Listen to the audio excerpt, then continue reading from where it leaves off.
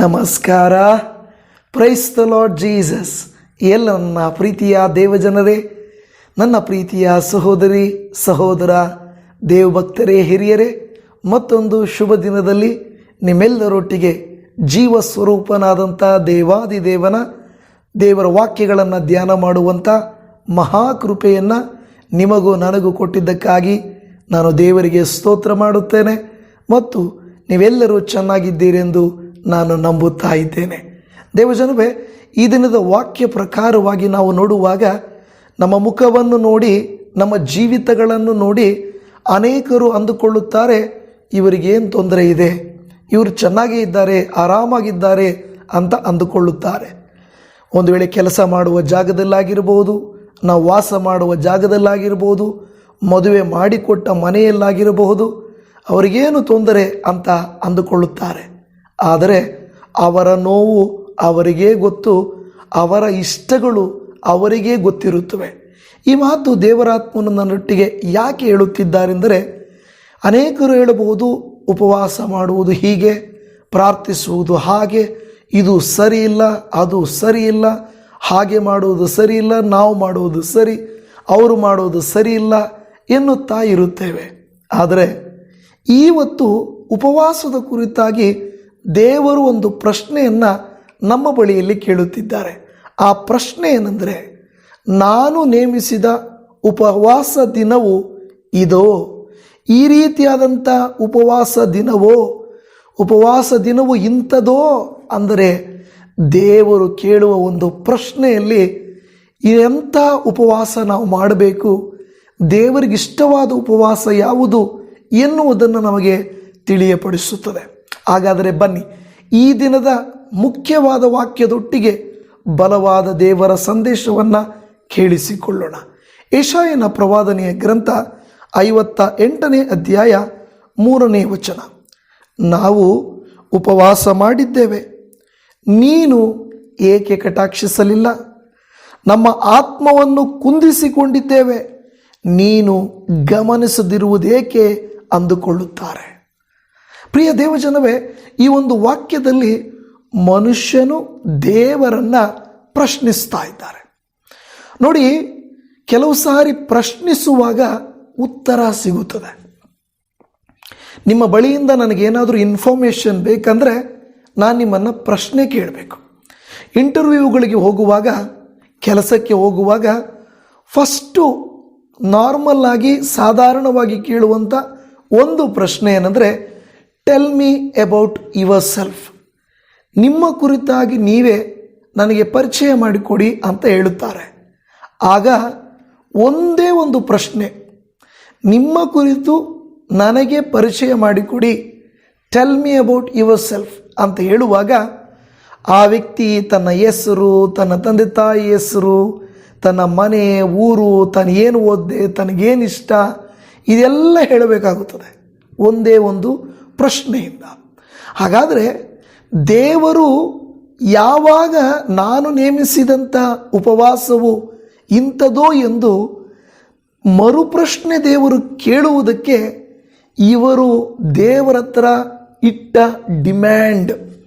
ಅನೇಕ ಸಂದರ್ಭಗಳಲ್ಲಿ ಈ ಲೆಂಟ್ ಸೀಸನ್ನಲ್ಲಿ ಅನೇಕರು, ದೇವರೇ, ಈ 40 ದಿವಸಗಳು ನಾನು ಉಪವಾಸವಿರುತ್ತೇನೆ, ಪ್ರಾರ್ಥನೆ ಮಾಡುತ್ತೇನೆ, ನೀವು ದಯಮಾಡಿ ನಾನು ಅಂದುಕೊಂಡಿರುವುದನ್ನು ನೆರವೇರಿಸಿಕೊಡಿ, ನಾನೇನು ಆಶಿಸ್ತಾ ಇದ್ದೇನೋ ಅದು ನನಗೆ ಕೊಡಿರಿ ಎಂದು ಉಪವಾಸ ಮಾಡುತ್ತಾರೆ. ಹೌದಲ್ವಾ?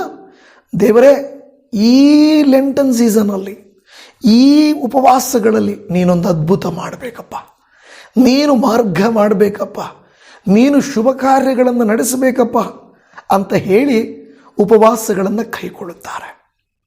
ಒಂದು ವೇಳೆ ಆ 40 ದಿವಸಗಳಲ್ಲಿ ಮಾರ್ಪಾಡಾಗಲಿಲ್ಲ, ಉತ್ತರ ಸಿಗಲಿಲ್ಲ, ಆಶೀರ್ವಾದ ಬರಲಿಲ್ಲ ಎಂದರೆ ನೀವು, ನಾನು ಒಂದು ವೇಳೆ ಇದೇ ಪ್ರಶ್ನೆಯನ್ನು ದೇವರ ಹತ್ರ ಕೇಳುತ್ತೇವೇನೋ ಗೊತ್ತಿಲ್ಲ. ವಾರಕ್ಕೆ ಒಂದು ಸಾರಿ ಶುಕ್ರವಾರದಂದು ಉಪವಾಸ ಮಾಡಿ, ದೇವರೇ, ಏನೂ ವ್ಯತ್ಯಾಸ ನಡೆಯಲಿಲ್ವಲ್ಲ ಅಂತ ಕೇಳುವ ನಾವು ಈ 40 ದಿವಸಗಳಲ್ಲಿ ಕೇಳದೇ ಇರುತ್ತೇವಾ? ಖಂಡಿತ ದೇವರ ಬಳಿಯಲ್ಲಿ ಭಿನ್ನವಾಗಿಯೋ, ಗದರಿಸುವಂತೆಯೋ, ಬೇಸರಿಕೆಯಿಂದೆಯೋ ಪ್ರಶ್ನೆ ಕೇಳಬಹುದು. ಆದರೆ ಗಮನಿಸಿರಿ, ಇಲ್ಲಿ ಇವರು ಏನಂತ ಕೇಳುತ್ತಿದ್ದಾರೆ? ನಾವು ಉಪವಾಸ ಮಾಡಿದ್ದೇವೆ, ನೀನು ಏಕೆ ಕಟಾಕ್ಷಿಸುವುದಿಲ್ಲ? ಅಂದರೆ ಗಿವ್ ಆ್ಯಂಡ್ ಟೇಕ್ ಪಾಲಿಸಿ ಥರ.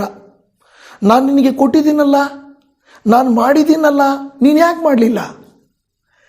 ದೇವರೇ, ನಾನು ಉಪವಾಸ ಮಾಡಿದ್ದೀನಿ ತಾನೇ, ಮತ್ತು ಏಕೆ ಕಟಾಕ್ಷಿಸಲಿಲ್ಲ ನೀನು? ನೋಡಿ, ಅವರ ಪ್ರಶ್ನೆಯಲ್ಲಿಯೇ ಉದ್ದಟತನ ಗೊತ್ತಾಗ್ತಾ ಇದೆ. ಅವರ ಪ್ರಶ್ನೆಯಲ್ಲಿಯೇ ದೇವರನ್ನು ಕೇಳುವಂತೆ, ಯಾಕೆ ನೀವು ಯಾಕೆ ಕಟಾಕ್ಷಿಸಲಿಲ್ಲ? ಕೆಲವು ಸಾರಿ ತಂದೆ ತಾಯಿಗಳನ್ನು ಬಹಳ ಜಬರ್ದಸ್ತ್ ಮಾಡಿ ಕೇಳ್ತಾರಲ್ವ ಮಕ್ಕಳು. ಏನಂತ? ಮತ್ತೆ ನೀವೇ ಅಲ್ವ ಜನ್ಮ ಕೊಟ್ಟಿದ್ದು, ನಿಮ್ಮನ್ನು ಕೇಳಿದೆ ಇನ್ಯಾರನ್ನ ಕೇಳೋದು ಅಂತ ಕೇಳ್ತೀವಲ್ವ. ಆ ರೀತಿಯಾಗಿ ನಾವು ದೇವರ ಬಳಿಯಲ್ಲಿ ದೇವರಿಗೇನು ನಾವು ಉಪವಾಸ ಮಾಡಬೇಕು, ಊಟ ಬಿಡಬೇಕು, ಕೆಲವನ್ನು ತಿನ್ನಬಾರ್ದು ಅಂತ ಏನೋ ಕಾಯ್ತಾ ಇರುವಂತೆ ನೀನು ಹೇಳ್ದಂಗೆ ಉಪವಾಸ ಮಾಡಿದ್ದೀವಿ ತಾನೇ, ಮತ್ತು ಏಕೆ ಕಟಾಕ್ಷಿಸಲಿಲ್ಲ? ನಮ್ಮ ಆತ್ಮವನ್ನು ಕುಂದಿಸಿಕೊಂಡಿದ್ದೇವೆ. ಉಪವಾಸ ಮಾಡಿದ್ದು ಮಾತ್ರ ಅಲ್ಲ, ಆತ್ಮವನ್ನು ಕುಂದಿಸಿಕೊಂಡಿದ್ದೇವೆ, ನೀನು ಗಮನಿಸದಿರುವುದೇಕೆ ಅಂದುಕೊಳ್ಳುತ್ತಾರೆ.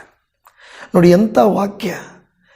ಮನುಷ್ಯರ ಸ್ವಭಾವ, ಮನುಷ್ಯರ ಬೇಡಿಕೆ, ಮನುಷ್ಯರ ಪ್ರಶ್ನೆ, ದೇವರೇ ನಿನಗೆ ಬೇಕಾಗಿದ್ದು ನಾವು ಮಾಡ್ತಾ ಇದ್ದೀವಿ ತಾನೆ, ಮತ್ತು ನಮಗೆ ಬೇಕಾಗಿದ್ದು ನೀನು ಯಾಕೆ ಮಾಡ್ತಾ ಇಲ್ಲ ಅನ್ನುವಂಥ ರೀತಿಯಲ್ಲಿ ಪ್ರಶ್ನಿಸ್ತಾ ಇದ್ದಾರೆ. ಇನ್ನು ಮುಂದೆ ನಾವು ಇದಕ್ಕೆ ಉತ್ತರ ದೇವರಿಂದ ಹೇಗೆ ಬರುತ್ತದೆ ಅಂತ ಮುಂದೆ ನೋಡಿದ್ರೆ, 3ನೇ ವಚನದಲ್ಲಿ ನಾವು ಓದಿದ್ವು, ಅಲ್ಲಿ ಗಮನಿಸದೆ ಇರುವುದೇಕೆ ಅಂತ ಅಂದುಕೊಳ್ಳುತ್ತಾರೆ. ಅದರ 3ನೇ ವಚನದ ಮುಂದಿನ ಭಾಗ, ಈಗೋ ನಿಮ್ಮ ಉಪವಾಸದ ದಿನದಲ್ಲಿಯೂ ನಿಮ್ಮ ನಿತ್ಯದ ಕೆಲಸವನ್ನು ನಡೆಸಿ ನಿಮ್ಮ ಆಳುಗಳನ್ನು ದುಡಿತ ಕೆಳೆಯುತ್ತೀರಿ. ಇದರಲ್ಲಿ ದೇವರು ಅವರಿಗೆ 2 ಕಾರಣಗಳನ್ನು ಕೊಡ್ತಾ ಇದ್ದಾರೆ. ನಾನು ಯಾಕೆ ನಿಮ್ಮನ್ನು ಕಟಾಕ್ಷಿಸಲಿಲ್ಲ, ನಾನು ಯಾಕೆ ನಿಮ್ಮ ಉಪವಾಸವನ್ನು ನಾನು ಕೇಳಿ ನಿಮಗೆ ಗಮನಿಸಲಿಲ್ಲ ಎಂದರೆ, ಒಂದು, ನೀವೇನು ಮಾಡ್ತಾ ಇದ್ದೀರಾ? ಉಪವಾಸ ಮಾಡ್ತಾ ಇದ್ದೀರಾ, ಮತ್ತು ಅದೇ ಕೆಲಸ ಮಾಡ್ತಾ ಇದ್ದೀರಾ. ಏನದೇ ಕೆಲಸ? ಮೊದಲು ಹೇಗೆ ನಡ್ಕೊಳ್ತಾ ಇದ್ದೀವೋ ಹಾಗೆ ನಡ್ಕೊಳ್ತಾ ಇದ್ದೀವಿ, ಮೊದಲು ಹೇಗೆ ಮಾತಾಡ್ತಾ ಇದ್ದೀವೋ ಹಾಗೇ ಮಾತಾಡ್ತಾ ಇದ್ದೀವಿ, ಮೊದಲು ಹೇಗೆ ಆಲೋಚಿಸ್ತಾ ಇದ್ದೀವೋ ಹಾಗೇ ಆಲೋಚಿಸ್ತಾ ಇದ್ದೀವಿ. ವ್ಯತ್ಯಾಸ ಏನು? ಊಟ ತಿಂತಾ ಇಲ್ಲ.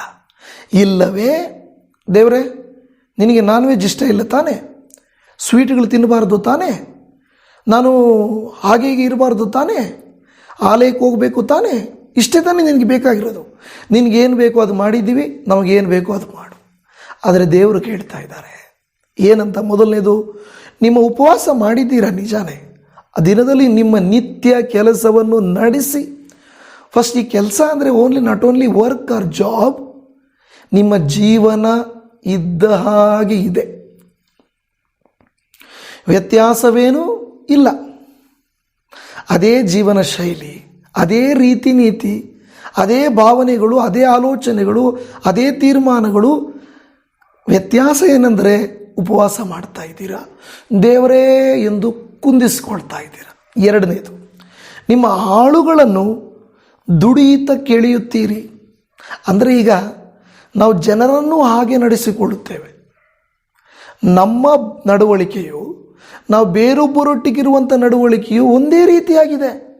ದೇವರು ಹೇಳ್ತಾ ಇದ್ದಾರೆ, ವ್ಯತ್ಯಾಸ ಏನಿದೆ? ಅನಂತರ ನೋಡ್ರಿ 4ನೇ ವಚನ ನೋಡಿರಿ, ನಿಮ್ಮ ಉಪವಾಸದ ಫಲವೇನೆಂದರೆ ವ್ಯಾಜ್ಯ, ಕಲಹ, ಕೇಡಿನ ಗುದ್ದು ಇವುಗಳೇ. ನೀವು ಈಗ ಮಾಡುವ ಉಪವಾಸವು ನಿಮ್ಮ ಪ್ರಾರ್ಥನೆಯನ್ನು ಉನ್ನತ ಲೋಕಕ್ಕೆ ಮುಟ್ಟಿಸತಕ್ಕದ್ದಲ್ಲ. ದೇವರು ಕಾರಣಗಳು ಹೇಳ್ತಾ ಇದ್ದಾರೆ. ನೋಡಪ್ಪ, ನೀವು ಹೇಳ್ತಾ ಇದ್ದೀರಾ ನಾವು ಉಪವಾಸ ಮಾಡಲಿಲ್ವಾ, ಕುಂದಿಸಿಕೊಳ್ಳಲಿಲ್ವಾ, ನೀನು ಯಾಕೆ ಗಮನಿಸಲಿಲ್ಲ, ನೀನು ಯಾಕೆ ನಮಗೆ ಕಟಾಕ್ಷಿಸಲಿಲ್ಲ ಎಂದು ಕೇಳುವಾಗ ದೇವರು ಕೇಳುವಂಥ ಪ್ರಶ್ನೆಗಳು ಕೂಡ ಹಾಗೆ ಇದೆ. ನಿನ್ನ ನಡವಳಿಕೆ, ನೀನು ಬೇರೊಬ್ಬರು ನಡೆಸ್ಕೊಳ್ಳೋ ರೀತಿ, ನಿಮ್ಮಲ್ಲಿ ವ್ಯಾಜ್ಯ, ನಿಮ್ಮಲ್ಲಿ ಕಲಹ, ಕೇಡಿನ ಗುದ್ದು. ಅಂದರೆ ಆಲಯಗಳಿಗೆ ಹೋಗಿ ಕೂತ್ಕೊಂಡಾಗಲೂ, ಜನರನ್ನು ನೋಡಿದಾಗಲೂ ಒಂದು ವ್ಯತ್ಯಾಸವೂ ಇಲ್ಲ, ಒಂದು ಮಾರ್ಪಾಡು ಇಲ್ಲ. ಮನೆಯಲ್ಲಿಯೇ ಮಾರ್ಪಾಡಿಲ್ಲ, ಹೆತ್ತವರ ಮಧ್ಯದಲ್ಲಿ, ಬೆಳೆಸಿದ ಮಕ್ಕಳಲ್ಲಿ, ಒಟ್ಟಿಗೆ ಬೆಳೆದವರಲ್ಲಿ ಒಂದು ವ್ಯತ್ಯಾಸವಿಲ್ಲ. ಅದೇ ದ್ವೇಷ, ಅದೇ ಕೋಪ, ಅದೇ ವ್ಯಾಜ್ಯ, ಅದೇ ಕಲಹ ಇದೇ ಇದೆ. ನಿಮ್ಮ ಪ್ರಾರ್ಥನೆ, ನಿಮ್ಮ ಉಪವಾಸ ಮುಟ್ಟತಕ್ಕದ್ದಲ್ಲ, ಮುಟ್ಟತಕ್ಕದ್ದಲ್ಲ. ಅಂದರೆ ನನ್ನವರೆಗೂ ನಿಮ್ಮ ಪ್ರಾರ್ಥನೆಗಳು, ನಿಮ್ಮ ಉಪವಾಸ ಮೆಚ್ಚಿಸತಕ್ಕದ್ದಲ್ಲ. 5ನೇ ವಚನಕ್ಕೆ ಬಂದಾಗ, ಮನುಷ್ಯನು ತನ್ನ ಆತ್ಮವನ್ನು ಕುಂದಿಸಿಕೊಳ್ಳುವುದಕ್ಕಾಗಿ ನಾನು ನೇಮಿಸಿದ ಉಪವಾಸ ದಿನವು ಇಂಥದೋ? ನೀವು ಹೇಳ್ತಾ ಇದ್ದೀರಾ, ನೋಡಿ ನಾವು ಆತ್ಮವನ್ನು ಕುಂದಿಸಿಕೊಂಡಿದ್ದೇವೆ, ಬೇಕಂತ ಕಪ್ಪು ಬಟ್ಟೆ ಧರಿಸಿದ್ದೇವೆ ಅಲ್ವಾ. ಕೆಲವು ಸಾರಿ ದುಃಖವಾಗಿದೆ, ಮರಣ ನಡೆದಿದೆ, ತೋರಿಸಿಕೊಳ್ಳುವುದಕ್ಕೆ ಬರೀ ಬಟ್ಟೆ ಬದಲಿಸಿದರೆ ಸಾಲದು, ವೇಷ ಬದಲಿಸಿದರೆ ಸಾಲದು, ಕೆಲವು ವಸ್ತುಗಳನ್ನು, ಆಯುಧಗಳನ್ನು ಧರಿಸಿಕೊಂಡರೆ ಸಾಲದು, ಕೆಲವನ್ನು ತಿನ್ನದೆ ಬಿಟ್ಟುವುದು ಸಾಲದು. ಒಳಗಡೆಯಿಂದ ಮಾರ್ಪಾಡು ಇದೆಯಾ? ನಡವಳಿಕೆಯಲ್ಲಿ ದೇವರು ಹೇಳ್ತಾ ಇದ್ದಾರೆ. ತಿನ್ನುವುದು, ಕುಡಿಯುವುದು, ಮಾಡುವುದರ ಕುರಿತಾಗಿಯಲ್ಲೇ ದೇವರು ಹೇಳ್ತಾ ಇರೋದು. ನಿಮ್ಮ ನಡವಳಿಕೆ, ನಿಮ್ಮ ಬುದ್ಧಿ, ಕಲಹ, ವ್ಯಾಜ್ಯ, ಜಗಳ, ಅಸೂಯೆ ಪಡೋದು, ಹೊಟ್ಟೆ ಕಿಚ್ಚುಪಡೋದು, ಮಾತುಗಳ ಶೈಲಿ, ನೋಡುವ ನೋಟಗಳು, ಕಳೆಯುವ ಸಮಯಗಳು, ದೇವರು ನಿಮ್ಮನ್ನು ನನ್ನನ್ನೂ ಪ್ರಶ್ನೆ ಮಾಡ್ತಾ ಇದ್ದಾರೆ. ನೀವು ಮಾಡ್ತಾ ಇರೋದು ಸರಿನಾ? ನಾನು ಬಯಸಿದ ಉಪವಾಸವು ಇಂಥದ್ದೋ ಎಂದು ಕೇಳುತ್ತಿದ್ದಾರೆ. ದೇವಜನವೇ, ನೀವು ಭಕ್ತಿ ಶ್ರದ್ಧೆಗಳಿಂದ ಉಪವಾಸ ಮಾಡಿ ಪ್ರಾರ್ಥನೆ ಮಾಡುತ್ತಿದ್ದರೆ ದೇವರಿಗೆ ಸ್ತೋತ್ರ. ಒಂದು ವೇಳೆ ಈ ಪ್ರಶ್ನೆ ಕೇಳುವಾಗ ನನಗೆ ದೇವರು ಕೇಳ್ತಾ ಇದ್ದಾರೆ ಅನಿಸಿದರೆ ಇದು ನಿಮಗೋಸ್ಕರವಾಗಿ. ದೇವಜನವೇ, ದೇವರ ವಾಕ್ಯವು ಹೇಳುತ್ತಾ ಇದೆ, ನಾನು ನೇಮಿಸಿದ ಉಪವಾಸ ದಿನವು ಇಂಥದೋ. ಮತ್ತು ಹಿಂಗೆಂಥದ್ದು ದೇವರೇ? ಆಯಿತು, ನೀವು ಪ್ರಶ್ನೆ ಕೇಳ್ತಾ ಇದ್ದೀರಾ, ನಾವು ಮಾಡ್ತಾ ಇರೋದು ಸರಿ ಇಲ್ಲ, ನಾವು ನಡ್ಕೊಳ್ತಾ ಇರೋದು ಸರಿ ಇಲ್ಲ, ಹಾಗಾದರೆ ನೀವು ಹೇಳಿ. ಅನೇಕರು ಏನು ಮಾಡ್ತಾರೆ, ಪಾಸ್ಟ್ರನ್ನ ಕೇಳ್ತಾರೆ, ಅಯ್ಯವರನ್ನ ಕೇಳುತ್ತಾರೆ, ಫಾದರ್ನ ಕೇಳ್ತಾರೆ. ಫಾದರ್ ಏನು ಮಾಡಬೇಕು, ಹೇಗೆ ಮಾಡಬೇಕು? ಅವರು ಕೂಡ ಅವರಿಗೆ ಗೊತ್ತಿರುವ ಸಲಹೆಗಳನ್ನು ಹೇಳ್ಕೊಡ್ತಾರೆ, ಹೀಗೆ ಮಾಡಬೇಕು, ಹಾಗೆ ಮಾಡಬೇಕು ಅಂತ. ಅವರು ಕೊಡಿರುವ ಸಲಹೆಗಳೆಲ್ಲ ದೇವರಿಗೆ ಮೆಚ್ಚುಗೆ ಆಗುವುದು. ನಿಮ್ಮ ಹೃದಯ, ನಿಮ್ಮ ಜೀವಿತ, ನಿಮ್ಮ ನಡವಳಿಕೆ, ಅದು ತಾನೇ ದೇವರಿಗೆ ಬೇಕಾಗಿರೋದು. ಮೇಲ್ಗಡೆ ಬಟ್ಟೆಗಳು ಬದಲಾಯಿಸುವಂತೆ ದುಃಖದ ಮುಖವನ್ನು ಇಟ್ಟುಕೊಂಡು ನಾನು ಉಪವಾಸ ಮಾಡ್ತಾ ಇದ್ದೇನೆ, ನಾನು ನಿಜವಾಗಿ 40 ದಿವಸ ಉಪವಾಸ ಇದ್ದೇನೆ ಅಂತ ಹೇಳಿ ಜನರ ಮುಂದೆ ತೋರಿಸಿಕೊಳ್ಳುವುದು, ಸಭೆಯಲ್ಲಿ ಹೇಳಿಕೊಳ್ಳುವುದು, ವಿಶ್ವಾಸಿಗಳ ಮಧ್ಯೆ ಹೊಗಳಿಕೊಳ್ಳುವುದು ಅಲ್ಲವಲ್ಲ. ಅದಕ್ಕೆ ಬದಲಾಗಿ ನಮ್ಮ ಜೀವಿತಗಳಲ್ಲಿ ವ್ಯತ್ಯಾಸಗಳು, ಮಾರ್ಪಾಡುಗಳು ಉಂಟಾಗಬೇಕು. ಅದು ನೀವು ಯಾವ ಸಭೆಗೂ, ಯಾವ ಸೇವಕರ ಜೊತೆಯಲ್ಲಿ, ಯಾವ ರೀತಿ ನೀತಿಗಳಲ್ಲಿದ್ದೀರೋ. ಕೆಲವರು ಈ ಮೆಸೇಜ್ಗಳನ್ನು ನೋಡಿ ಇದೇನಿವರು ಇವರಿಗೆ ಸಪೋರ್ಟ್ ಮಾಡಿ ಪ್ರಸಂಗಗಳು ಮಾಡ್ತಾ ಇದ್ದಾರಲ್ಲ, ಇವರು ನಮ್ಮ ಡಿನಾಮಿನೇಷನ್ ಅಲ್ಲ, ಇವರು ಅವರು ಇವರು ಅಂತ ತಾರತಮ್ಯ ಮಾಡ್ಬೋದು. ಓ ಇವರು ಅವ್ರ ಕಡೆಯವರು ಅಂತ. ನಾನು ಹೇಳೋದು, ನಾವು ಯಾರ ಕಡೆಯವರಲ್ಲ, ನಾವೆಲ್ಲರೂ ದೇವರ ಕಡೆಯವರು. ನಾವೆಲ್ಲರೂ ಯಾವುದೇ ಡಿನಾಮಿನೇಷನನ್ನು ಆರಾಧಿಸುವವರಲ್ಲ, ಸೇವಕರನ್ನು ಆರಾಧಿಸುವವರಲ್ಲ. ನಮ್ಮ ಹೃದಯಗಳನ್ನು ನೋಡುವ ದೇವರನ್ನು ಆರಾಧಿಸುವವರು. ನಮ್ಮ ನಡವಳಿಕೆ, ಆಲೋಚನೆ, ಕ್ರಿಯೆಗಳು, ನಮ್ಮ ಜೀವಿತಗಳು ಆತನಿಗೆ ಮೆಚ್ಚುಗೆಯಾಗಿರಬೇಕು. ಅದೇ ತಾನೇ ನಾವು ಎದುರು ನೋಡ್ತಾ ಇರುವುದು.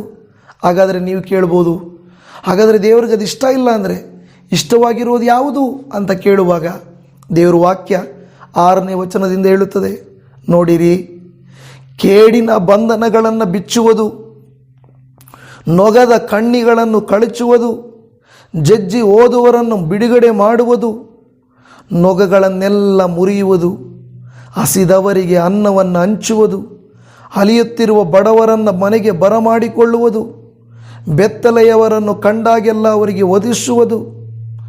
ನಿನ್ನಂತೆ ನರನಾಗಿರುವ ಯಾವನಿಗೆ ಆಗಲಿ ಮುಖ ತಪ್ಪಿಸಿಕೊಳ್ಳದಿರುವುದು.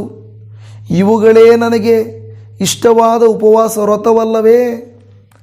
ದೇವರು ಹೇಳ್ತಾ ಇದ್ದಾರೆ, ಅಯ್ಯ ಅಪ್ಪ, ನಿನಗೆ ಶಿಕ್ಷೆ ಕೊಡೋದಲ್ಲ, ತೋರಿಸ್ಕೊಳ್ಳೋದಲ್ಲ, ಪದ್ಧತಿ ಸಾಂಪ್ರದಾಯಿಕವಾಗಿ ಮಾಡೋದಲ್ಲ. ಬದಲಾಗಿ ನೀನು ಉಪವಾಸ ಮಾಡಿದರೆ ಮೊದಲನೆಯದೇನಾಗುತ್ತದೆ? ಕೇಡಿನ ಬಂಧನಗಳೇನಾಗ್ತವೆ? ಬಿಚ್ಚುವುದು. ಹಾಗಾದರೆ ಆ ರೀತಿ ನಾವು ಆತ್ಮನಲ್ಲಿ ನಾವು ಪ್ರಾರ್ಥಿಸಬೇಕು, ಆತ್ಮನಿಂದ ತುಂಬಿದವರಾಗಿರಬೇಕು. ಉಪವಾಸ ಮಾಡುವಾಗ ಇಷ್ಟಾನುಸಾರ ಕೆಲಸಕ್ಕೆ ಹೋಗ್ಬಿಡೋದು, ಇಷ್ಟಾನುಸಾರವಾಗಿ ಜೀವನ ಮಾಡುವುದಲ್ಲ. ನಮ್ಮ ಉಪವಾಸ ಮತ್ತು ಪ್ರಾರ್ಥನೆಯಿಂದ ಕೇಡಿನ ಬಂಧನಗಳನ್ನು ಬಿಚ್ಚಬೇಕು. ಆಮೇನ್, ಹಲ್ಲೆಲೂಯಾ. ಕೇಡಿನ ಬಂಧನಗಳು, ಕೆಲವರು ಹೇಳ್ತಾರೆ ನಮ್ಮ ಸಭೆಯಲ್ಲಿ ಮಾಡುವ ಪ್ರಾರ್ಥನೆ ಬಲವಾಗಿದೆ, ನಮ್ಮ ಪಾಸ್ಟ್ರು ಬಲವಾಗಿದ್ದಾರೆ, ನಮ್ಮ ಡಿನಾಮಿನೇಷನ್ ಬಲವಾಗಿದೆ. ನೋ, ನೀವು ನಾನು ಎಲ್ಲರೂ ಹೇಳಬೇಕು, ನನ್ನ ದೇವರು ಬಲವಾದ ದೇವರು.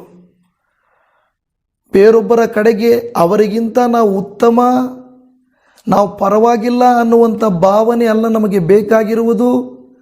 ನಮಗೆ ಬೇಕಾಗಿರುವಂಥದ್ದು ನನ್ನ ದೇವರು ಬಲಸ್ಥನು, ಆತನು ಕೇಡಿನ ಬಂಧನಗಳನ್ನು ಆತನು ಬಿಚ್ಚುವನು, ನೊಗದ ಕಣ್ಣಿಗಳನ್ನು ಕಳಚುವುದು. ಅದು ನೋಡಿ, ನಮ್ಮ ಮೇಲಿರುವ ಭಾರ, ಶಾಪ, ಪಾಪ ಇವುಗಳು ತೆಗೆದು ಹಾಕಲ್ಪಡಬೇಕು.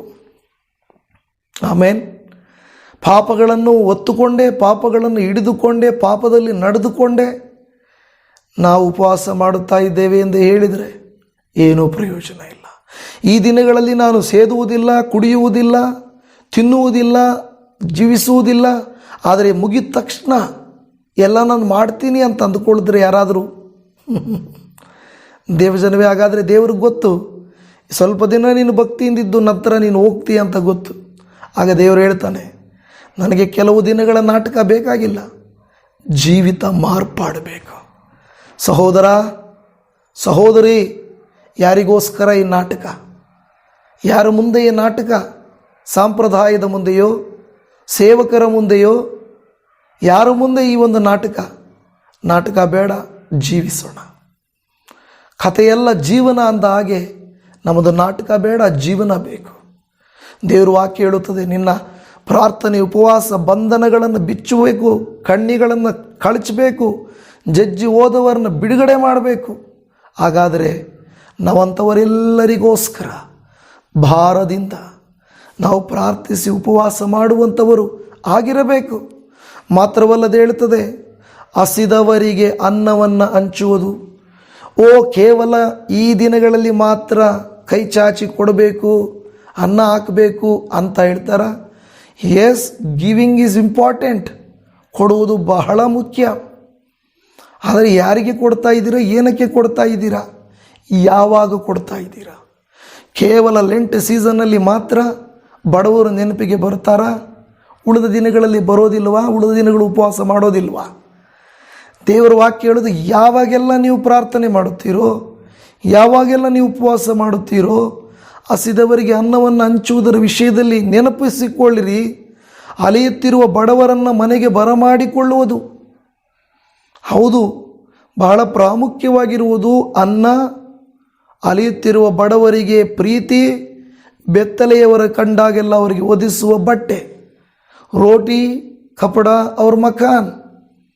ನಿಮ್ಮಲ್ಲಿರುವಂಥ ರೊಟ್ಟಿ, ನಿಮ್ಮಲ್ಲಿರುವಂಥ ಬಟ್ಟೆ, ನಿಮ್ಮ ಮನೆ ಬೇರೆಯವರಿಗೆ ಯೂಸ್ ಆಗಬೇಕು.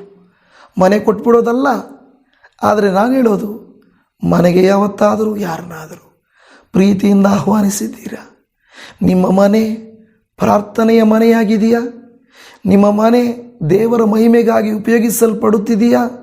ಅದನ್ನು ನೀವು ನಾನು ಗಮನಿಸಬೇಕು. ದೇವಜನವೇ, ಅದು ದೇವರು ಹೇಳ್ತಾ ಇದ್ದಾನೆ, ಬಟ್ಟೆ, ಊಟ, ನಿನ್ನ ಮನೆ ಉಪಯೋಗಿಸಿಕೊಂಡು ಅವಶ್ಯಕತೆಗೆ, ಅಗತ್ಯಕ್ಕೆ ತಕ್ಕಂತೆ ನೀನು ನನ್ನ ನಾಮವನ್ನು ಮಹಿಮೆಪಡಿಸುವಿಯೋ? ನಿನ್ನಂತೆ ನರನಾಗಿರುವ ಯಾವನಿಗೆ ಆಗಲಿ ಮುಖ ತಪ್ಪಿಸಿಕೊಳ್ಳದಿರುವುದು. ಇದರಲ್ಲಿ ಅನೇಕ ಕಾರ್ಯಗಳು ಬರ್ತವೆ. ಮುಖ ತಿರುಗಿಸ್ಕೊಂಡು ಹೋಗೋದು, ತಪ್ಪಿಸ್ಕೊಂಡು ಓಡಾಡೋದು ಅಲ್ವಾ? ಇದನ್ನು ಮಾಡ್ತಾ ಅದನ್ನು ಮಾಡ್ತಾ ಇದ್ದರೆ ದೇವರು ಹೇಳ್ತಾರೆ, ಇವುಗಳೇ ನನಗೆ ಇಷ್ಟವಾದ ಉಪವಾಸ ವ್ರತಗಳಲ್ಲವೇ? ದೇವರ ವಾಕ್ಯನೇ ಪ್ರಶ್ನೆ ಕೇಳಿ ದೇವರ ವಾಕ್ಯನೇ ಉತ್ತರ ಕೊಡ್ತಾ ಇದೆ. ಇನ್ನು ಅಲ್ಲೆಲ್ಲಿ ವಾಕ್ಯಗಳನ್ನು ನಾನು ಹೇಳ್ತಾ ಇಲ್ಲ, ಇಲ್ಲೇ ಭಾಗದಲ್ಲಿ ನೇರವಾಗಿರುವಂಥ ಸಂದೇಶವನ್ನು ದೇವರ ಆತ್ಮನ ನಮಗೆ ತಿಳಿಯಪಡಿಸ್ತಾ ಇದ್ದಾರೆ. ಕರ್ತನಿಗೆ ಸ್ತೋತ್ರ. ನೋಡಿದ್ರ, ನಾವು ದೇವರೇ ಯಾಕಪ್ಪ ನಮ್ಮ ಉಪವಾಸ, ಯಾಕೆ ನಮ್ಮ ಪ್ರಯಾಸ ವ್ಯರ್ಥವಾಗ್ತಾ ಇದೆ ಅಂತ ದೇವರನ್ನ ಕೇಳಿದಾಗ, ನಿಮ್ಮಲ್ಲಿರೋದು ಉಪವಾಸ ಸರಿಯಾಗಿದೆಯಾ? ನಾನು ಬೇಡ್ಕೊಳ್ಳೋದು, ನಾನು ಎದುರು ನೋಡೋ ಉಪವಾಸ ಎಂಥದ್ದು ಎಂದು ದೇವರಾತ್ಮನು ನಮ್ಮಲ್ಲಿ ಪ್ರಶ್ನೆ ಮಾಡ್ತಾ ಇದ್ದಾರೆ. ದೇವಜನವೇ, ಅನುದಿನವೂ ನಾವು ಕರ್ತನಲ್ಲಿ ಬೆಳೆಯುತ್ತಿದ್ದೇವೆ ನಿಜ. ಆದರೂ ನಮ್ಮಲ್ಲಿ ವ್ಯತ್ಯಾಸಗಳು ಬರುವುದಕ್ಕಾಗಿಯೇ ಈ ದಿನಗಳು ಕೊಡಲ್ಪಟ್ಟಿವೆ. ಸಾಂಪ್ರದಾಯಕ್ಕಾಗಿ ಅಲ್ಲ, ಹೆಸರಿಗಾಗಿ ಅಲ್ಲ, ನಮ್ಮನ್ನು ಬದಲಾಯಿಸುವುದಕ್ಕಾಗಿ ಕೆಲವು ಹಿರಿಯರು ಮಾಡಿದಂಥ ಕಾರ್ಯ ಇದು. ಇದನ್ನು ವಿರೋಧಿಸುವುದೋ ಇದನ್ನು ಆರಾಧಿಸುವುದೋ ಮಾಡದೆ ಕರ್ತನಿಗೆ ಮೆಚ್ಚುಗೆಯಾದ ಕಾರ್ಯವನ್ನು ಮಾಡಲಿಕ್ಕೆ ನಾವು ಪ್ರಯಾಸ ಪಡುವಂಥವರು ಆಗಿರೋಣ. ಅನೇಕ ಸಾರಿ ಸಭೆಗಳಲ್ಲಿ ಸೇವಕರುಗಳ ಮುಂದೆ ಬಹಳ ಕುಗ್ಗಿದ ಮನೋಭಾವವನ್ನು ತೋರಿಸುವುದಲ್ಲ, ಕೆಲವು ಸಾರಿ ಬಟ್ಟೆಗಳನ್ನು ಹರಿದುಕೊಳ್ಳುವಂತೆ ಅಲ್ಲ. ದೇವರ ವಾಕ್ಯ ಹೇಳುತ್ತದೆ, ಯೋವೇಲನ ಗ್ರಂಥ 2ನೇ ಅಧ್ಯಾಯ 13ನೇ ವಚನದಲ್ಲಿ, ನಿಮ್ಮ ಬಟ್ಟೆಗಳನ್ನಲ್ಲ ನಿಮ್ಮ ಹೃದಯಗಳನ್ನು ಹರಿದುಕೊಂಡು ನಿಮ್ಮ ದೇವರಾದ ಯೆಹೋವನ ಕಡೆಗೆ ತಿರುಗಿಕೊಳ್ಳಿರಿ. ಆತನು ದಯೆಯೂ ಕನಿಕರವೂ ದೀರ್ಘಶಾಂತಿಯೂ ಮಹಾಕೃಪೆಯೂ ಉಳ್ಳವನಾಗಿ ಮಾಡಬೇಕೆಂದಿದ್ದ ಕೇಡಿಗೆ ಮನಮರುಗುತ್ತಾನೆ. ಅನೇಕ ಸಾರಿ ನಮಗೆ ಬಂದೊದಗುವ ಕೇಡುಗಳಿಂದ ದೇವರು ತಪ್ಪಿಸುತ್ತಾನೆಂದು ದೇವರ ವಾಕ್ಯವು ನಮಗೆ ತಿಳಿಸ್ತಾ ಇದೆ. ದೇವಜನವೇ, ಬರುವಂಥ ನೊಗಗಳನ್ನು ಮುರಿಯುವಾತನು, ಶಾಪಗಳನ್ನು ಕಳಚುವಾತನು, ನಮ್ಮ ಮೇಲಿರುವಂಥ ಎಲ್ಲ ಕೇಡಿನ ಬಂಧನಗಳನ್ನು ಬಿಡಿಸುವಾತನು ಆತನಾಗಿದ್ದಾನೆ. ಇವತ್ತು ನಾವು ಮಾಡದೇ ಇದ್ದರೂ ಕರ್ತನು ಯಾರ ಮೂಲಕವಾಗಿಯೂ ಮಾಡಿಸ್ತಾನೆ. ನೀವು ಮಾಡದೇ ಹೋದರೆ ನಿಂತೋಗುತ್ತೆ ಅಂದ್ಕೊಳ್ಬೇಡ್ರಿ. ಕೆಲವು ಸಾರಿ ಅಂದ್ಕೊಳ್ತಾರೆ, ನಾನು ಲೈಕ್ ಮಾಡದೇ ಇದ್ದರೆ ಅದು ಹೆಂಗೆ ಲೈಕ್ ಬರುತ್ತೆ ಇವರಿಗೆ ನೋಡೋಣ, ಇವರಿಗೆ ನಾನೇನಾದರೂ ಕಾಣಿಕೆ ಕೊಡ್ತಿದ್ರೆ ಇವ್ರಿಗೆ ಹೇಗೆ ಬರುತ್ತೆ ನೋಡೋಣ, ಈಗ ನನ್ನ ಸಹಾಯ ಇಲ್ಲ ಅಂದರೆ ಇವ್ರು ಹೇಗೆ ಮೇಲಕ್ಕೆ ಬರ್ತಾರೆ, ಸುವಾರ್ತೆ ಸಾರುತ್ತಾರೆ ನೋಡೋಣ ಅಂತ ನಾವು ಅಂದುಕೊಳ್ಬೋದು. ಕೆಲವು ಸಾರಿ ದೇವರು ನಮ್ಮನ್ನಲ್ಲದೆ ಹೋದರೆ ತನ್ನ ಮಹಿಮೆಗಾಗಿ ಕಲ್ಲುಗಳನ್ನು ಬೇಕಾದರೂ ಉಪಯೋಗಿಸಬಲ್ಲನು. ಆದರೆ ಕಲ್ಲುಗಳನ್ನು ದೇವರು ಉಪಯೋಗಿಸಬೇಕಾ? ಇಲ್ಲ, ದೇವರೇ ಕಲ್ಲುಗಳನ್ನು ಬೇಡ, ನನ್ನನ್ನು ಉಪಯೋಗಿಸು ದೇವರೇ ಅಂತ ಹೇಳಬೇಕಾ? ವ್ಯತ್ಯಾಸ, ಅವಕಾಶ, ಆಯ್ಕೆ ನಮಗೆ ಕೊಡಲ್ಪಟ್ಟಿದೆ. ದೇವರೇ ನನ್ನಿಂದ ಆಗದು, ಆದರೆ ಮಾಡುವಂಥವರಿಗೋಸ್ಕರ ಪ್ರಾರ್ಥಿಸ್ತೇನೆ, ಮಾಡುವಂಥವ್ರನ್ನ ಹುರಿದುಂಬಿಸ್ತೇನೆ, ಮಾಡುವಂಥವರ ಮೂಲಕ ಈ ಸೇವೆ ಮುಂದುವರಿಯಬೇಕೆಂದು ಆಶಿಸ್ತೇನೆ ಎಂದು ಹೇಳುವಿರ. ಅನೇಕ ಸಾರಿ 24 ತಾಸು ಪ್ರಾರ್ಥನೆಯ ಗುಂಪಿನಲ್ಲಿ ಜಾಯಿನ್ ಆಗಿ ಕೆಲವರು ಏನು ಮಾಡ್ತಾರೆ ಅಂದರೆ, ನಾನು ಲೆಫ್ಟ್ ಆಗಿಬಿಡ್ತೀನಿ, ನಾನು ಹೊರಟೋಗ್ತೀನಿ, ಇವ್ರ ಪ್ರೇಯರ್ಗಳು ಹೇಗೆ ನಡೀತದೆ, ಇವರ ಸೇವೆ ಹೇಗೆ ನಡೀತದೆ ಅಂತ ಅಂದುಕೊಳ್ಳುತ್ತಾರೆ. ಪ್ರಿಯ ದೇವಜನರೇ, ನಮಗೆ ಬೇಕಾಗಿರೋದು ದೊಡ್ಡ ಗುಂಪಲ್ಲ, ನಂಬಿಗಸ್ತರಾದ ದೇವ ಭಕ್ತರು. ಈಗಾಗಲೇ ದೇವರು ಅದನ್ನು ಕೊಟ್ಟಿದ್ದಾರೆ. 1000 ದಿನಗಳನ್ನು ನಾವು ಪ್ರಾರ್ಥನೆಗಳಲ್ಲಿ ಕಳೆಯುವುದಕ್ಕಾಗಿ ಶ್ರಮಿಸಿದ್ದೇವೆ. ಇದು 1000 ದಿನಗಳು ನಡೆಸಿದ ದೇವರು ಇನ್ನು ಮುಂದುವರಿಸುವುದಿಲ್ಲವಾ? ಅನೇಕರು ತಮ್ಮ ಸಮಯಗಳನ್ನು ವೆಚ್ಚ ಮಾಡಿ ರಾತ್ರಿ ಹಗಲು ಪ್ರಾರ್ಥನೆಗಳಲ್ಲಿಟ್ಟು ಕರ್ನಾಟಕದ ಉಜ್ಜೀವನಕ್ಕಾಗಿ, ಬಂಧನಗಳ ಬಿಡುಗಡೆಗಾಗಿ, ಶಾಪ ಪಾಪಗಳೆಲ್ಲ ಬಿಟ್ಟು ಆತ್ಮಗಳ ರಕ್ಷಣೆಗಾಗಿ ಪ್ರಾರ್ಥಿಸ್ತಾ ಇದ್ದಾರೆ. ದೇವರಿಗೆ ಸ್ತೋತ್ರ. ಕೆಲವರು ಏನು ಮಾಡ್ತಾ ಇದ್ದಾರೆ, ಗ್ರೂಪುಗಳಲ್ಲಿ ಬಂದು ನಮ್ಮ ಹತ್ರ ಇರುವಂಥ ವಿಶ್ವಾಸಿಗಳನ್ನು ಮಾತಾಡಿಕೊಂಡು ಅವರು ಗುಂಪುಗಳು ಮಾಡ್ತಾ ಇದ್ದಾರೆ. ಅವರು ಅಂದುಕೊಳ್ಬೋದು, ನಾವು ನಮ್ಮ ಸೇವೆಯನ್ನು ಬೆಳೆಸ್ಕೊಳ್ತೇವೆ, ಆಗ ಅವರು ಸೇವೆಗೆ ಬಿದ್ದೋಗ್ತದಂತ. ನನಗೆ ಯಾವಾಗಲೂ ಅನಿಸೋದು, ದೇವರೇ ನಿನ್ನ ಚಿತ್ತ ಇರೋ ತನಕ ಅದು ನಡೀಲಿ, ನಿನ್ನ ಚಿತ್ತ ಮುಗಿದ ಮೇಲೆ ಅದು ನಿಂತೋಗಲಿ. ನನಗಾಗಿ ಅಲ್ಲ, ನನ್ನ ಮಹಿಮೆಗಾಗಿ ಅಲ್ಲ, ಅದಿರೋದು ನಿನ್ನ ಮಹಿಮೆಗಾಗಿ. ಎಲ್ಲಿಯವರೆಗೂ ಅದು ಇರುತ್ತದೋ ಅದು ನಿನ್ನ ಮಹಿಮೆಗಾಗಿ ಇರಬೇಕು. ನಿನ್ನ ಮಹಿಮೆಗಾಗಿ ಇಲ್ಲ ಅಂದರೆ ನಿಂತು ಹೋಗಬೇಕು. ಈ ಚಾನಲ್ ಬಗ್ಗೆಯೂ ಅಷ್ಟೇ, ನನ್ನ ಸೇವೆ ಬಗ್ಗೆಯೂ ಅಷ್ಟೇ. ನಾನು ಕರ್ತನ ಮುಂದೆ ಯಥಾರ್ಥವಾಗಿ ಹೇಳ್ತಾ ಇದ್ದೇನೆ, ಎಲ್ಲಿಯವರೆಗೂ ನಾನು ಈ ಸೇವೆ ನಿನ್ನನ್ನು ಮಹಿಮೆ ಪಡಿಸುತ್ತದೋ ಉಪಯೋಗಿಸಿಕೊ. ಆದರೆ ನಾವು ಕೆಲವು ಸಂದರ್ಭಗಳಲ್ಲಿ ಅದನ್ನು ಮಾಡದೆ ಹೋದರೆ ತಪ್ಪಾಗುತ್ತದೆ. ಇವತ್ತು ನನ್ನ ಪ್ರಿಯ ದೇವಜನವೇ, ನಾನು ನಿಮಗೆ ಹೇಳುವುದೇನೆಂದರೆ, ನಾನಿಲ್ಲ ಅಂದರೆ, ನಾನು ಮಾಡಿಲ್ಲ ಅಂದರೆ ಅಂದುಕೊಳ್ಳಬೇಡ್ರಿ. ಅಪ್ಪ, ನನ್ನನ್ನು ಉಪಯೋಗಿಸು. ನಾನು ಮಾಡುವ ಪ್ರಾರ್ಥನೆ ಉಪವಾಸವನ್ನು ಅಂಗೀಕರಿಸು. ಯಥಾರ್ಥವಾಗಿ ನಾನು ಮಾಡುವುದಕ್ಕೆ ನನಗೆ ಸಹಾಯ ಮಾಡು ಎಂದು ನೀವು ಕೇಳಿದರೆ ಕರ್ತನು ಖಂಡಿತ ನಿಮ್ಮ ಮೊರೆಗಳನ್ನು ಆಲಿಸಿ ನಿಮ್ಮನ್ನು ಉಪಯೋಗಿಸುತ್ತಾನೆ. ನಾವು ತಲೆಗಳನ್ನು ಬಾಗಿಸಿ ಪ್ರಾರ್ಥಿಸೋಣವ. ಅಪ್ಪ, ಈ ದಿನ ನಮ್ಮೊಟ್ಟಿಗೆ ನೀನು ಮಾತನಾಡಿದ ಈ ಮಾತುಗಳಿಗಾಗಿ ನಿಮಗೆ ನಾವು ಕೋಟ್ಯಾನುಕೋಟಿ ವಂದನೆಗಳನ್ನು ಸಲ್ಲಿಸುತ್ತೇವೆ. ಅನೇಕ ಸಂದರ್ಭಗಳಲ್ಲಿ ಹೇಗೆ ಉಪವಾಸ ಮಾಡಬೇಕು, ಯಾವುದು ಸರಿಯಾದ ಕ್ರಮ, ಮಾಡಬೇಕಾ ಮಾಡಬಾರ್ದಾ, ಅನೇಕ ಗೊಂದಲಗಳಲ್ಲಿ ಅನೇಕರು ಸಿಕ್ಕಿಕೊಂಡು ಮಾಡುವುದನ್ನೂ ಬಿಟ್ಟು ಬಿಡುತ್ತಾರೆ. ಹೇಗೆ ಮಾಡುವುದೂ ಅರಿಯದೇ ಹೋಗುತ್ತಾರೆ. ಅಪ್ಪ, ನಾವು ಸಾಂಪ್ರದಾಯಿಕವಾಗಿ ಅಲ್ಲದೆ ನಿಮ್ಮಲ್ಲಿ ಬೆಳೆಯಲಿಕ್ಕೂ, ನಿಮ್ಮಲ್ಲಿ ನಾವು ಸ್ಥಿರವಾಗಿರಲಿಕ್ಕೂ, ನಿಮ್ಮ ನಾಮವನ್ನು ಘನಪಡಿಸಲಿಕ್ಕೂ ನೀವು ನಮಗೆ ಕಲಿಸಿಕೊಡ್ರಿ.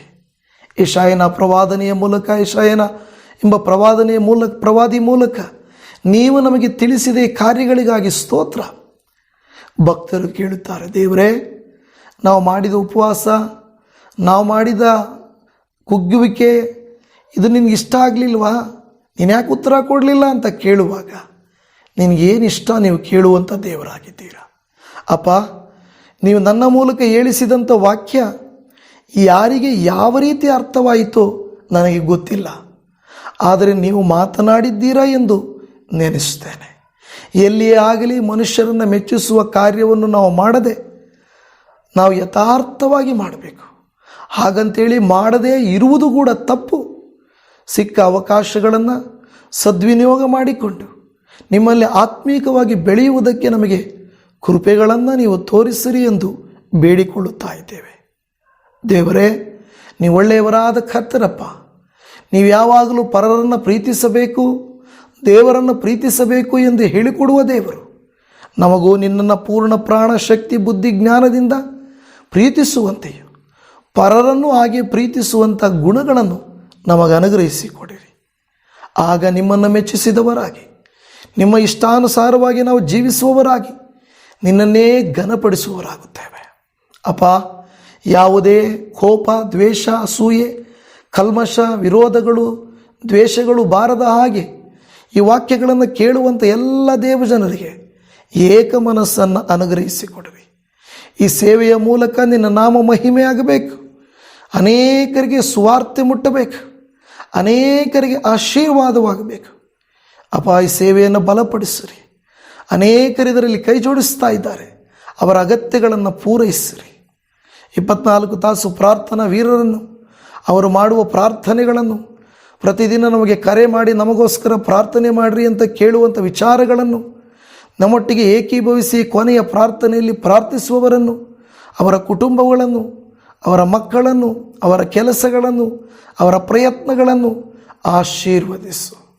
ಮಕ್ಕಳು ವಿದೇಶಕ್ಕೆ ಹೋಗುವುದು ಆಗಿರ್ಬೋದು, ಜಾಬ್ಸ್ ಆಗಿರ್ಬೋದು, ಮದುವೆ ಕಾರ್ಯಗಳಾಗಿರ್ಬೋದು, ಗರ್ಭಫಲಗಳಾಗಿರಬಹುದು, ಮನೆಯವರ ಮಾರ್ಪಾಡಾಗಿರಬಹುದು, ಮನೆಯಲ್ಲಿ ಸಮಾಧಾನ ಆಗಿರಬಹುದು, ಶತ್ರುವಿನ ಕಾಟವಾಗಿರಬಹುದು, ಕೋರ್ಟ್ ಕಚೇರಿಗಳ ವಿಚಾರಗಳಾಗಿರಬಹುದು, ಸುಳ್ಳು ಆಪಾದನೆಗಳು, ಕರ್ತನೆ ತೊಂದರೆಗಳು, ಇಕ್ಕಟ್ಟುಗಳು, ಕುಟುಂಬದಲ್ಲಿ ಬಿರುಕುಗಳು, ವಿಚ್ಛೇದನಗಳು ಎಲ್ಲವನ್ನು ಸರಿಪಡಿಸಿರಿ. ದೇವರೇ, ಯೇಸು ನಾಮದಲ್ಲಿ ಮಕ್ಕಳ ವಿದ್ಯಾಭ್ಯಾಸವನ್ನು ಅನುಗ್ರಹಿಸಿರಿ. ಎಲ್ಲರ ಜೀವಿತಗಳಲ್ಲಿ ನಿನ್ನ ಕೃಪೆ, ಕರುಣೆ, ದಯೆಗಳು ಅವರಿಗೆ ಕಾಣಿಸುವಂತೆ ಆಶೀರ್ವದಿಸು ಎಂದು ನಾವು ಬೇಡುತ್ತಾ ಇದ್ದೇವೆ. ಈ ದಿನ ಏಕೀಭವಿಸಿದ ಇವರ ಶರೀರದಲ್ಲಿ ಆರೋಗ್ಯ, ಕುಟುಂಬದಲ್ಲಿ ಸಮಾಧಾನ, ಆರ್ಥಿಕ ದೇವರ ಸ್ಥಿರತೆಯನ್ನು, ದೇವರ ಇವರು ವಿರೋಧವಾಗಿರುವ ಎಲ್ಲ ಕಾರ್ಯಗಳನ್ನು ಲಯ ಮಾಡಿ ಯೇಸುವಿನ ನಾಮದಲ್ಲಿ ಅಭಿಷೇಕ ಮಾಡಬೇಕೆಂದು ಪ್ರಾರ್ಥಿಸ್ತಾ ಇದ್ದೇವೆ. ಖಂಡಿತವಾಗಿ ನಮ್ಮ ಮೊರೆಯನ್ನು ನೀವು ಆಲಿಸಿದ್ದೀರಾ. ಈ ದಿನವೆಲ್ಲ ಜೊತೆಯಲ್ಲಿದ್ದು ಉತ್ತಮವಾದಂಥ ಉಪವಾಸವನ್ನು, ಉತ್ತಮವಾದ ಆತ್ಮಿಕ ಜೀವಿತವನ್ನು ಬೆಳವಡಿಸಿಕೊಂಡು ನಿನಗೆ ಪ್ರಿಯರಾಗಿ ಮೆಚ್ಚುಗೆಯಾಗಿ ಜೀವಿಸುವುದಕ್ಕೆ ನಮಗೆ ಸಹಾಯ ಮಾಡಬೇಕೆಂದು ನಮ್ಮ ಕರ್ತನು, ನಮ್ಮನ್ನು ಪ್ರೀತಿಸಿದಾತನು, ಸದಾ ನಮ್ಮ ಸಂಗಡ ಇದ್ದು ನಮ್ಮನ್ನು ಕಲಿಸಿ ಬೆಳೆಸಿ ನಮ್ಮನ್ನು ಪರಲೋಕ ರಾಜ್ಯಕ್ಕೆ ಸೇರಿಸುವಾತನಾಗಿರುವ ನಮ್ಮ ರಕ್ಷಕನಾಗಿರುವ ಯೇಸುವಿನ ಮಧುರ ನಾಮದಲ್ಲಿ ಪ್ರಾರ್ಥಿಸುತ್ತೇವೆ ಪರಮ ತಂದೆಯೇ.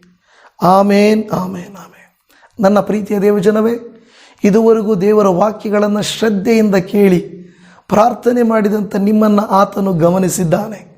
ದೇವರಾತ್ಮನು ತಾನೇ ಇನ್ನಷ್ಟು ಒಳ್ಳೆಯ ಕಾರ್ಯಗಳನ್ನು ನಿಮ್ಮ ಜೀವಿತದಲ್ಲಿ, ನನ್ನ ಜೀವಿತದಲ್ಲಿ ಮಾಡಲಿ. ಕರ್ತನ ಚಿತ್ತವಾದರೆ ಮತ್ತೆ ನಾಳೆ ಬೆಳಗಿನ ಸಂದೇಶದಲ್ಲಿ ನಿಮ್ಮನ್ನು ಸಂಧಿಸ್ತೇನೆ. ನಾನು ದೇವರ ಸೇವಕ pastor Ramesh ji. God bless you. Shalom. Praise the Lord Jesus. Amen.